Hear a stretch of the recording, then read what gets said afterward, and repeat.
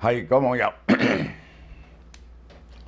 我記得 Donald Trump 當選第二日，我就忽然之間大家可以聽翻我講嘅嘢 ，realize 俄烏戰爭咧係完結㗎啦。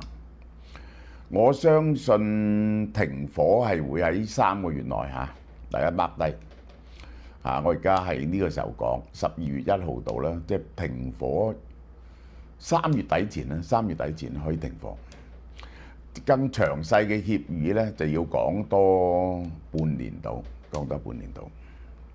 咁佢會係有深遠嘅意義嘅，有深遠嘅意義嚇。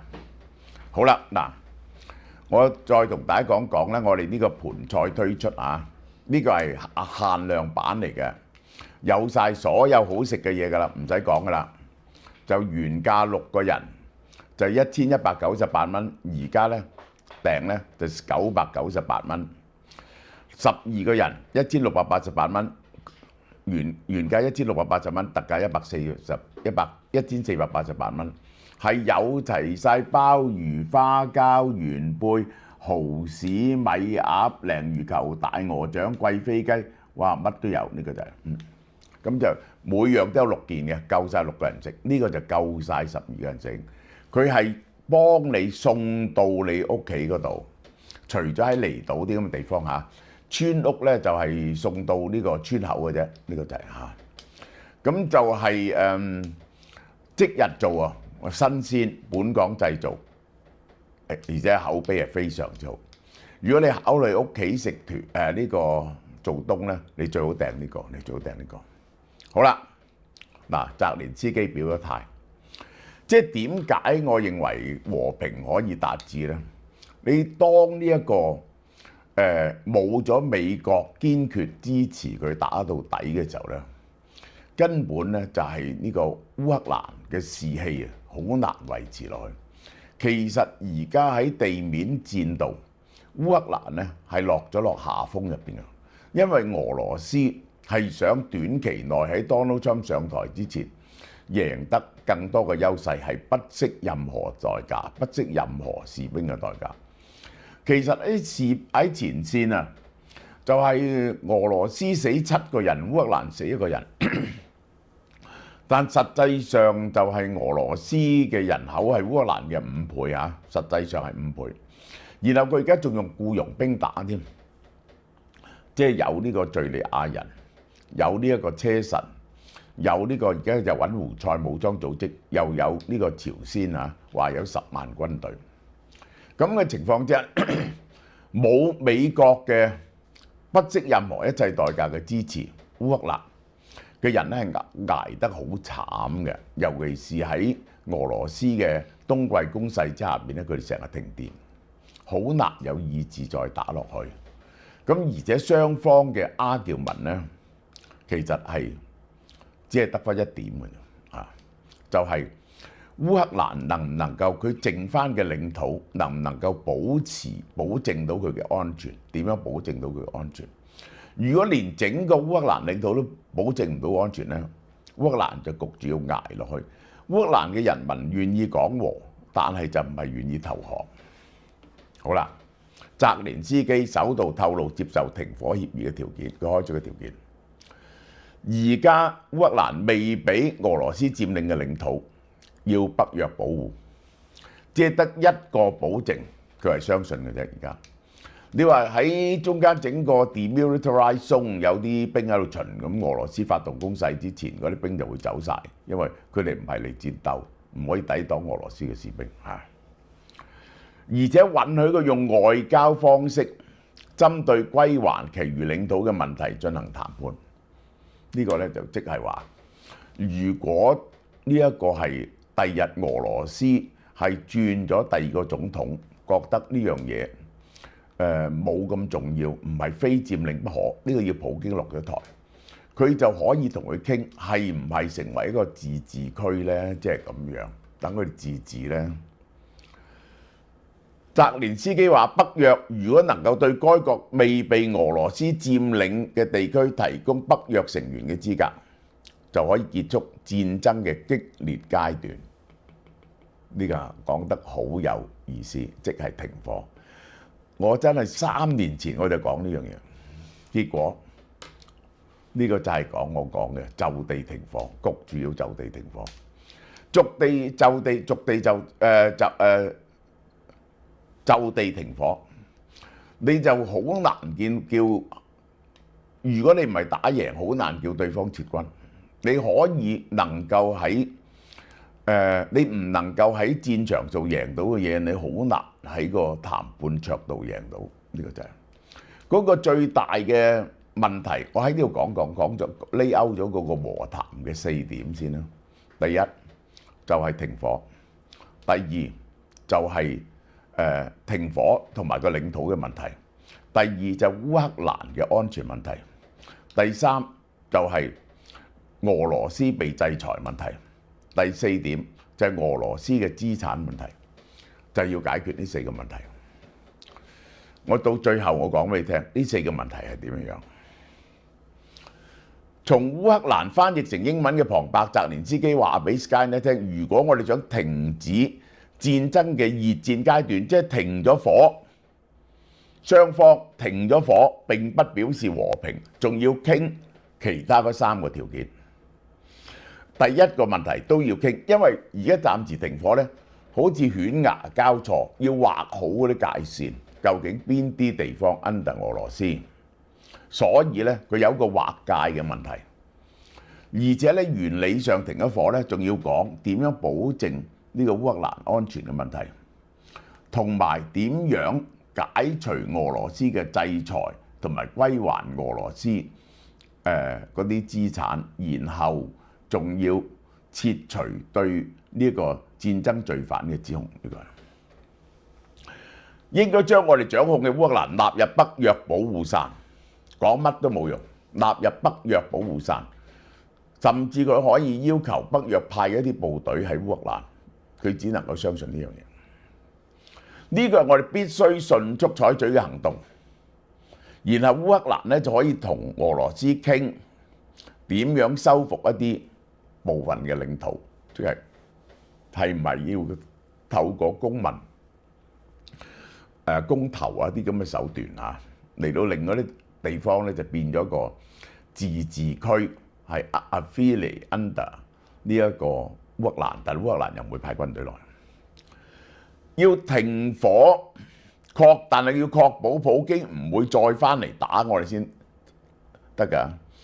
即係最驚咧就係咧，烏克蘭如果冇保證喺俄羅斯嘅龐大壓力之下 demilitarize 咗咧，烏克蘭終於係會俾俄羅斯吞平。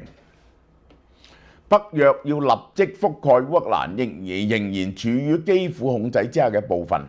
佢話烏克蘭非常需要呢點，否則其實烏克蘭就係亡國。任何加入北約嘅含義咧，必須涵蓋到整個烏克蘭。但係北約保護傘，所謂嘅北護，淨係保護基輔控制嘅領土。呢個就係 Article 5。Article 5就係如果一個北約國家受人哋武裝侵略，就等於所有嘅北約國家受人哋武裝侵略，你就即係對整個北約宣戰。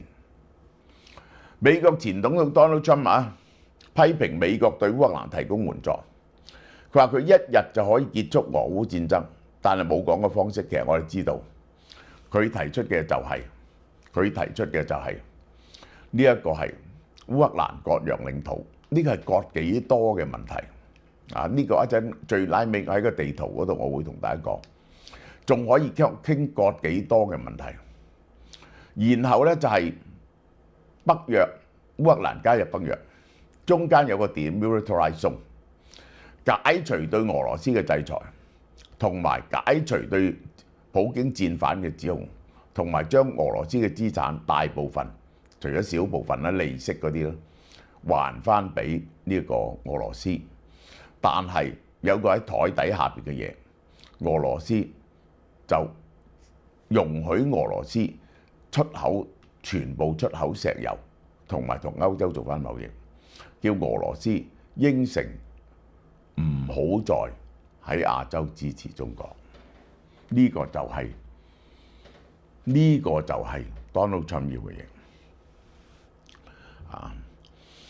自從 Donald Trump 贏咗總統大選咧，可能停火或者和平嘅言論咧就越嚟越多。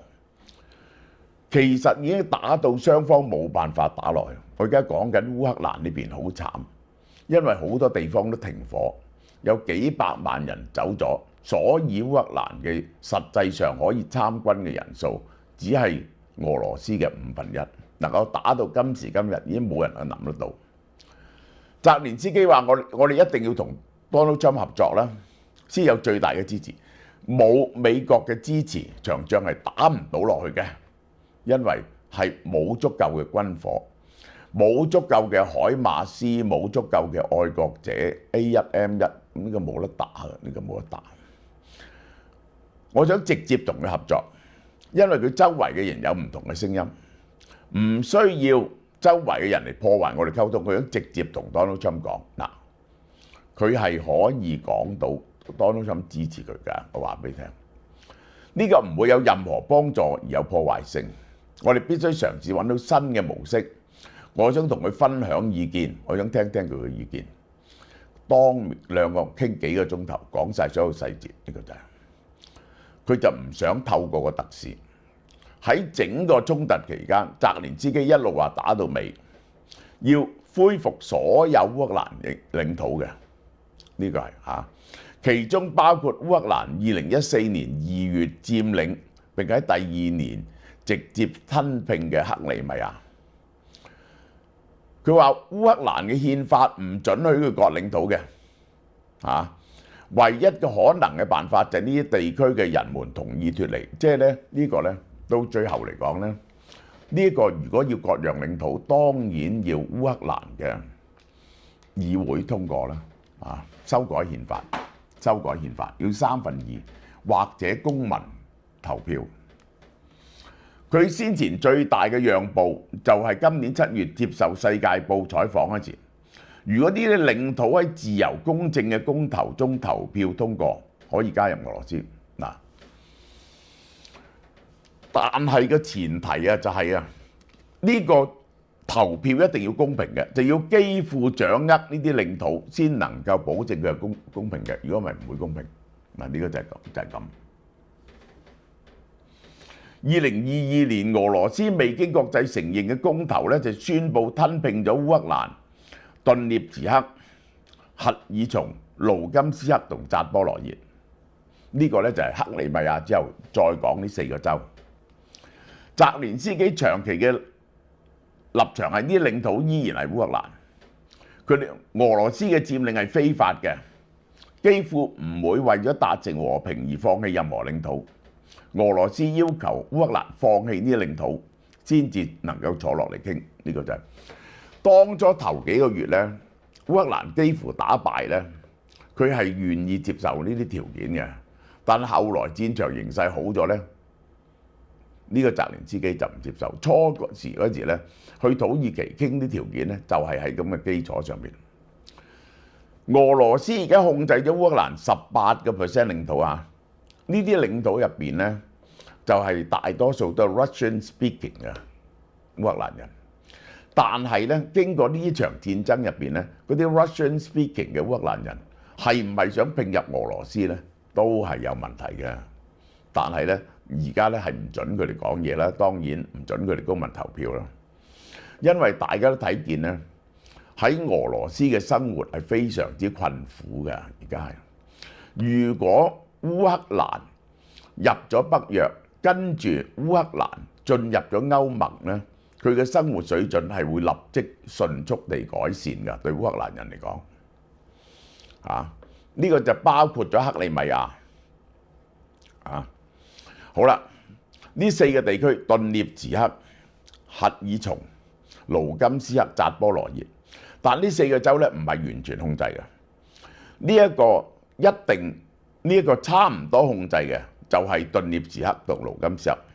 赫爾松同埋扎波羅熱係控制一半咁上下，嗱，我哋睇睇呢個整個呢個係當初未曾打之前咧。嗱，我解釋俾大家聽個爭辯喺邊度，就係佢克里米亞同埋呢兩笪地區，呢個就係盧甘斯克嗱，呢啲係俄羅斯領土啊。盧甘斯克同埋呢一個係頓涅茨克嘅一部分。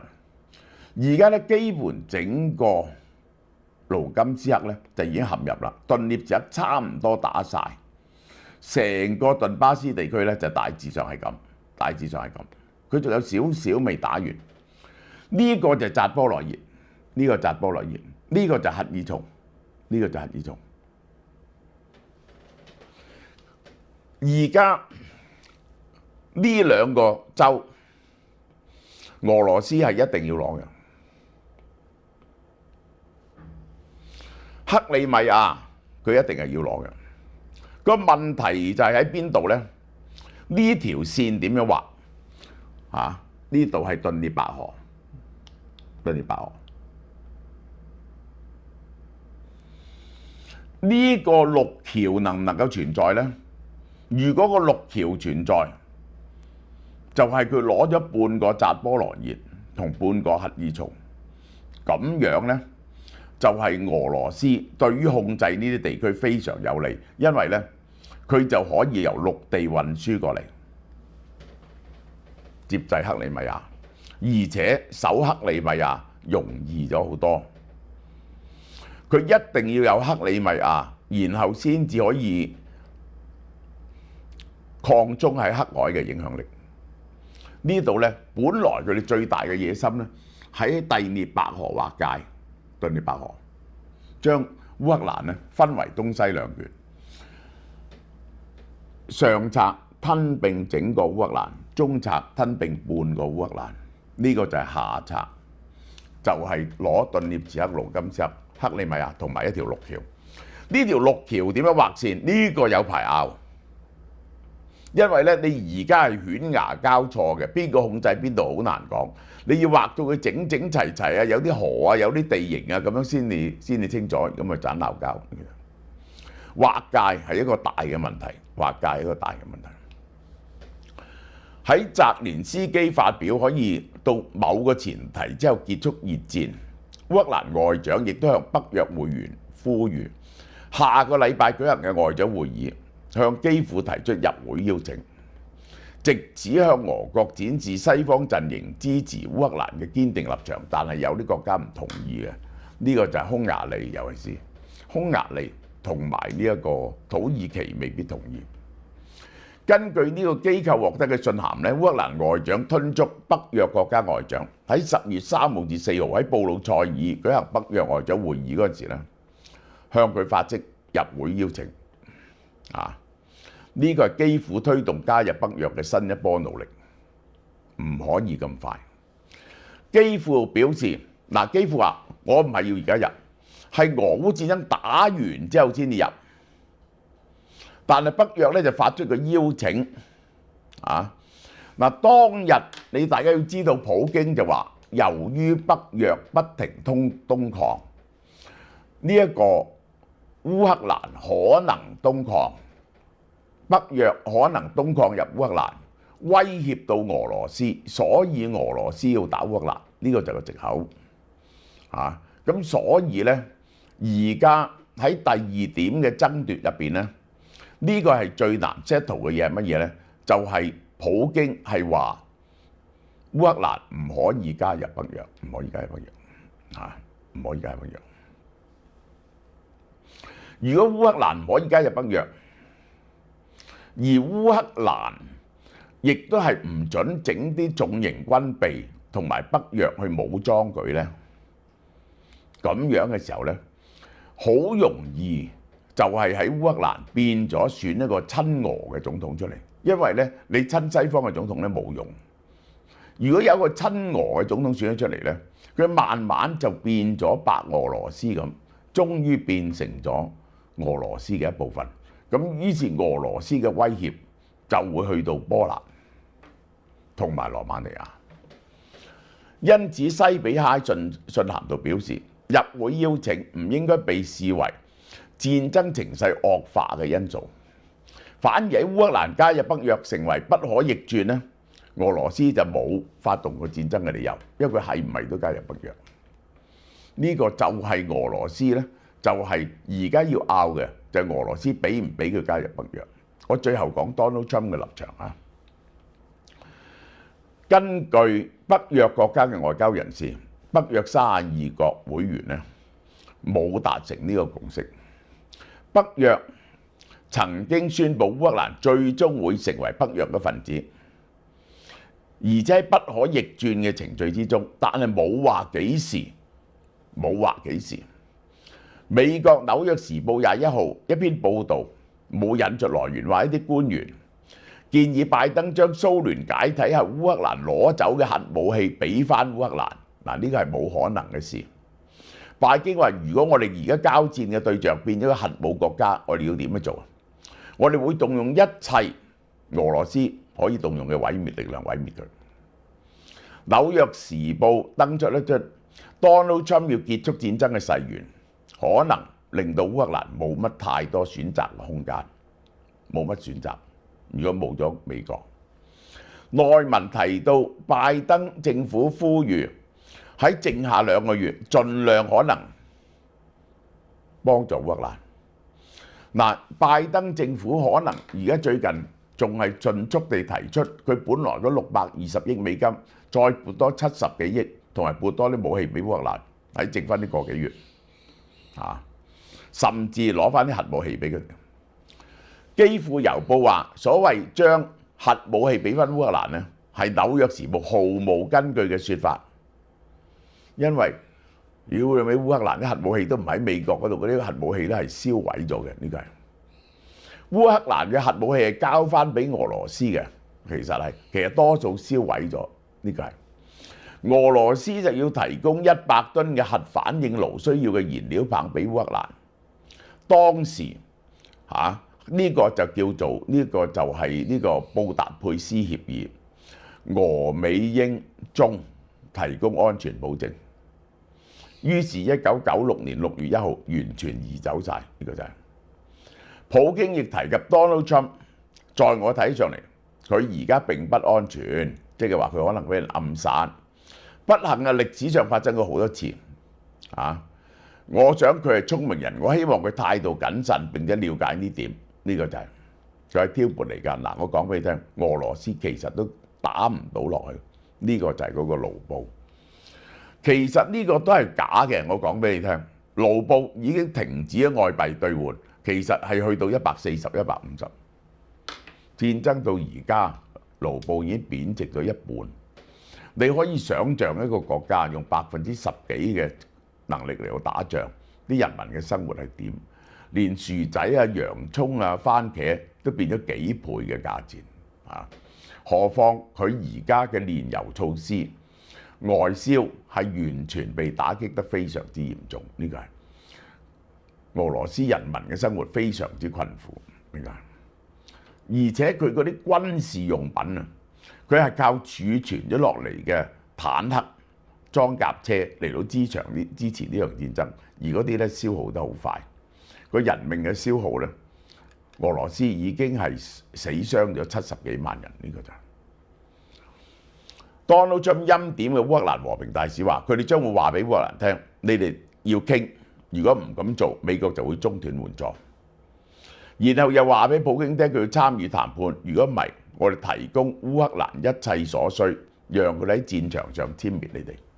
佢唔主張美軍加入。嗱，於是 Donald Trump 咧就意圖大普京。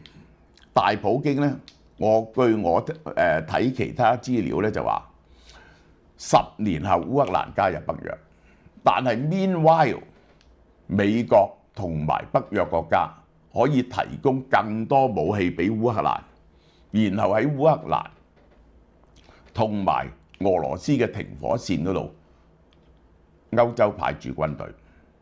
呢一個咁樣嘅中間方案，如果普京唔接受呢個方案呢，我唔能夠排除 Donald Trump 真係迅速調好多錢、調好多武器，下定個決心去資助烏克蘭。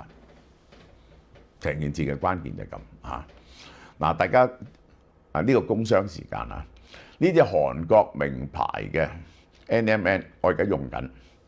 佢係有5大元素嘅，有埋美孚成分嘅，平抵到不得了，實際到不得了，10888折，870蚊。又再送呢個非常有效嘅益生菌俾大家，298蚊，即係500蚊喎，係咪好抵咧？呢個啊，大家快啲走去買。各位網友嗱，黑五購物節啊，11月29號到12月1號減價減到你唔信，啲價錢咧你未聽過嘅，全部都係蝕本嘅，其實差唔多係。日本岩手縣澳綠牛 A5 一口牛粒200克幾多錢啊？70蚊。你有冇聽過和牛一口牛200克70蚊嘅？岩手縣澳綠牛 A5 火鍋片200克88蚊。日本岩手縣澳綠牛 A5 火鍋片嚇，呢個係 DMS 9同10嘅高級少少嘅99蚊。澳綠牛 A5 牛肋條300克120蚊。日本岩手縣澳綠牛 A5 呢個肉眼扒嚟嘅喎，呢個係200克120蚊。日本九州白豚豬肉片400克40蚊。西班牙雕力豬柳2條裝800克60蚊啫。美國 IBP Prime 肉眼扒好靚噶啦 ，Prime 就最靚噶啦，8安士肉眼扒喎，78蚊。美國 IBB Prime 去骨牛小排火鍋片300克88蚊。中國特級冬菇冇腳嘅1斤80蚊。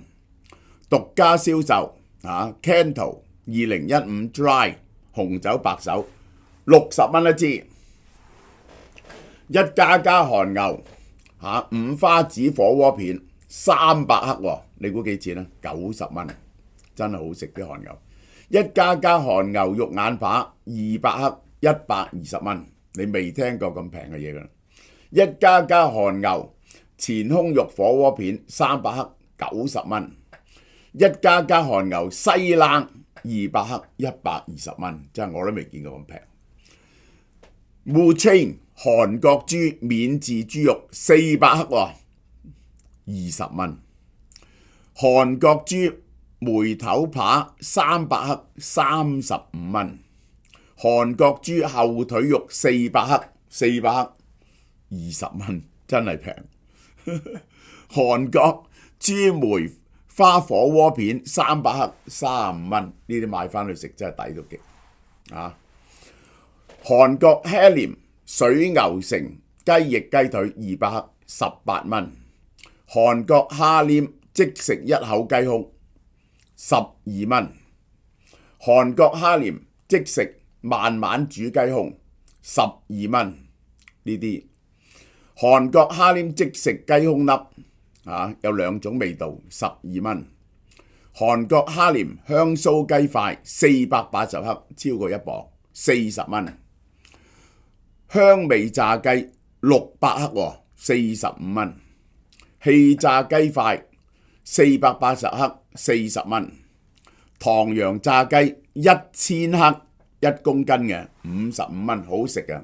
台灣一口宜蘭勁口餅有3星葱同埋呢一個係呢一個桂香味800克一包40蚊。台灣黑澤醬心蛋卷花生口味200克70蚊。醬心蛋卷呢個鹹蛋黃加奶蛋素200克90蚊。仲有馬來西亞榴蓮麻薯4粒裝18蚊。Freshmark 馬來西亞盒裝榴蓮肉400克 D24 80蚊。D88 小甜甜80蚊。呢一個貓山王130蚊。呢一個黑刺150蚊，係咪好抵呢？呢個係韓國 Farm Bio 乳香膠胃酸樂驚胃酸倒流嘅250蚊。韓國 Hayden 去乳糖蛋白沖劑，我日日都飲嘅，飲咗呢就飽嘅，可以減肥嘅，係蛋白質90蚊。韓國哈迪紅參茶100包喎，99蚊。